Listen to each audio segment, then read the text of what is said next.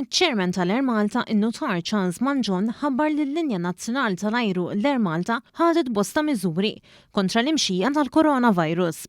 Ħabbar li l-Air Malta nediet żewġ inizjattivi fejn kull passiġġier jista' jipposponi il-vjaġġ tiegħu filwaqt li issa jista' jagħmel ukoll użu mill-kategorija ta' Go Safe li permezz tagħha persuna tkun tista' tikkanċella l-vjaġġ tiegħu sa 30 jum qabel u jieħu flusu lura. Qegħdin nantiċipaw ukoll se jiġri wara li din il-pandemija tiġi kontrollata.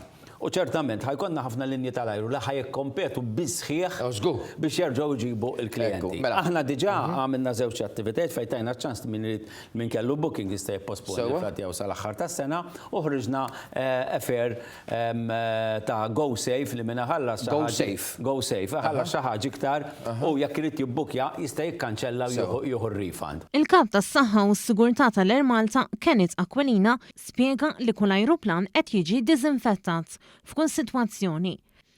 Iżda issa b'din it-tifqija reġgħet tirrevediet il-kimiċi użati biex jassiguraw l-ogħla livell ta' iġene.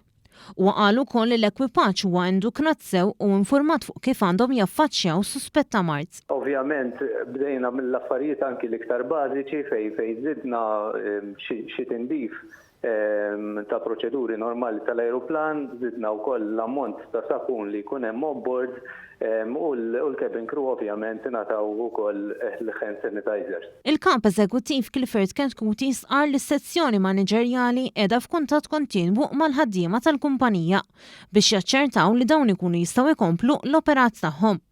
Il-Ministru għall-Ekonomija Silvio Xkembri tenna li l-ewwel prijorità tal-Gvern tibqa' is-saħħa tal-Maltin u qal li l-kumpanija tinsab preparata mill-lat ekonomiku biex tagħmel tajjeb għat-telf li tista' tagħmel waqt din il-pandemija.